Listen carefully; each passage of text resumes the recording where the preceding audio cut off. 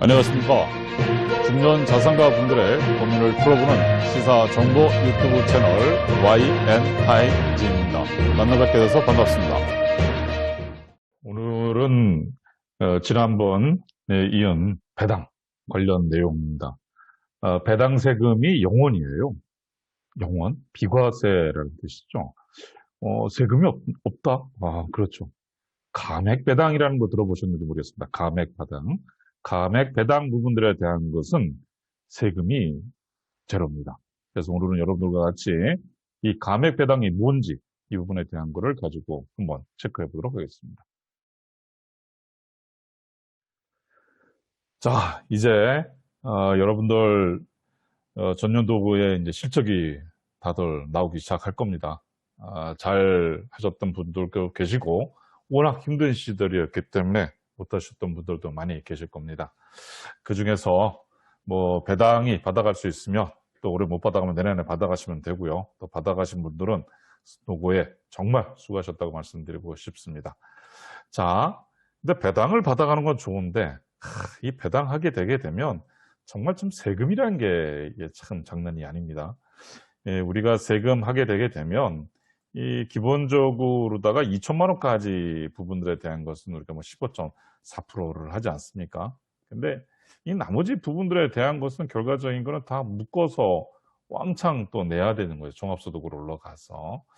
그러다 보니까 이 세금이라고 하는 부분들에 대한 것은 정말 참 많은 분들한테 고민이 많아요. 그런데 참 기가 막힌 게 있습니다. 정말 기가 막힌 게 있어요.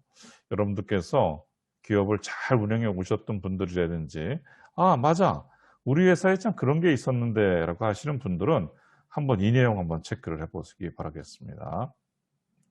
자, 이게 뭐냐 그러면 국세청에서 나온 부분들에 대한 거하고 기획재정부에서 나온 거예요. 그래서 기획재정부에서 이거 부분들에 대한 것을 가지고 2016년도에 국세청에서 질의한 거에 대한 답변 부분들에 대한 것이 이제 나왔어요. 기획재정부 법인세제과에서 나온 건데 뭐냐 그러면 주식 발행 액면 초과액의 감액 배당이 입금에 해당하는지 여부예요. 이게 감액 배당이 입금이 해당하는지 여부. 이 결론은 뭐냐 그러면 불산입이래요. 되지 않는다고 그러고 하는 거예요. 한번 좀 읽어보죠. 어떤 외국 자회사가 주식 발행 액면 초과액을 감액하여 주주인 내국 법인에게 지급한 배당금은 내국 발분의 각 사업연도의 소득 금액을 계산할 때 입금에 산입하는 것으로 것임. 근데 회신은 뭐라고 왔냐? 이렇게 왔어요. 외국 회사가 주식 발행 액면 초과액을 감액하여 주주인 내국 법인에게 지급한 배당금은 법인세법 18조 제8호에 따른 배당에 해당하지 아니하는 것으로 배당금은 내국 법인 각 사업연도 소득금액 계산할 때 입금에 산입하는 것임 나왔어요.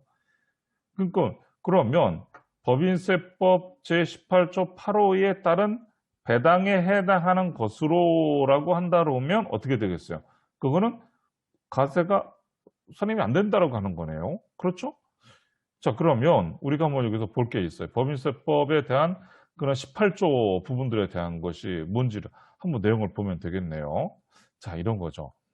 법인세법에 대한 거예요. 법인세법에서 이런 게 나오는 거죠. 평가 이익 등의 입금 불산입이에요. 입금으로 보지 않겠대. 그래서 아까 나왔던 것처럼 뭐라고 하면 18조 8호잖아요. 그렇죠? 18조 8호 부분들에 대한 거는 한번 보죠. 상법 제461조의 이 부분들에 대한 거. 상법 제461조의 이는 이 준비금의 감소라고 하는 거거든요. 이 준비금의 감소예요. 준비금의 감소. 그러니까 회사가 적립된 자본금 및 이익 증비금, 이 총액이 자본금의 1.5배를 초과하는 경우에는 그 주주총회 결의에 따라 가지고 그 초과한 금액의 범위에서 자본주민과 이익준비금을 감액할 수 있다라고 하는 거거든요. 그 부분들에 대해서 자본주민금을 감액하는 배당 부분들에 대한 것은 입금 불산입시키겠다라고 하는 얘기가 되는 거죠. 오케이. 오호, 그러면 또 하나 볼까요? 이번에도 마찬가지 기획재정부에서 최근에 나왔던 부분들에 대한 거, 2018년 부분들에 대한 거요.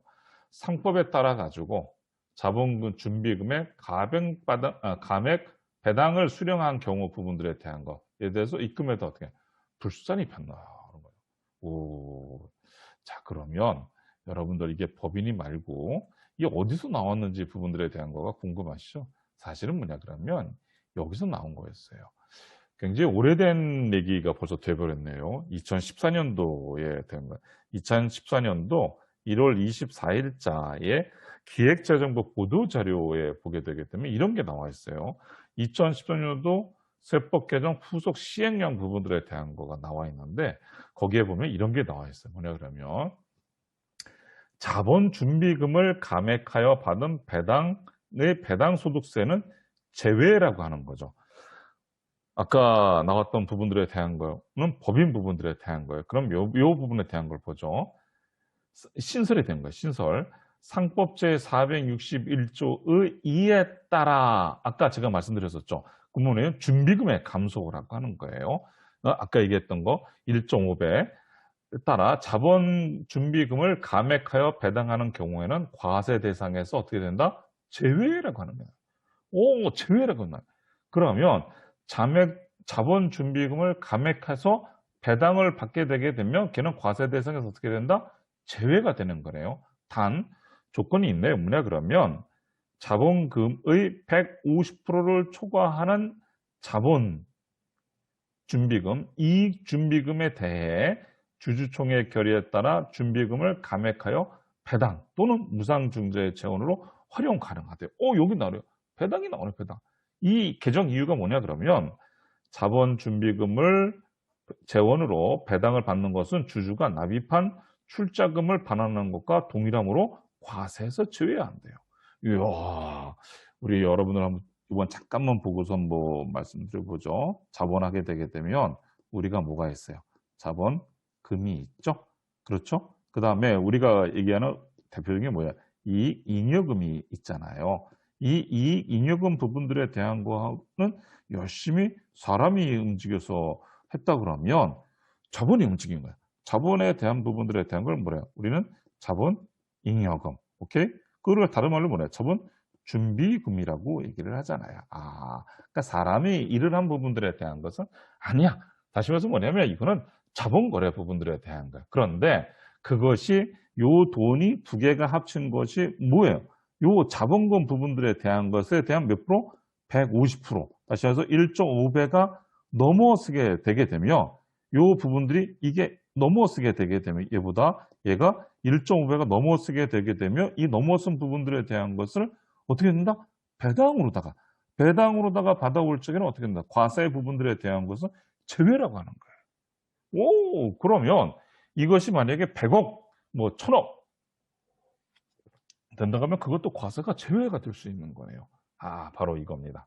자, 여러분들께서 이런 부분들을 잘 활용하시게 되게 되면 세금 없이 여러분들이 돈을 어디서? 회사에서 가지고 나올 수 있는 부분들에 대한 것도 방법이 있다라고 하는 거죠. 오케이.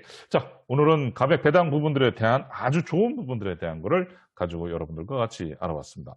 구독, 좋아요, 알림 설정까지 다음 시간에도 여러분들과 같이 다시 좋은 컨텐츠 갖고 찾아뵙도록 하겠습니다. 고맙습니다.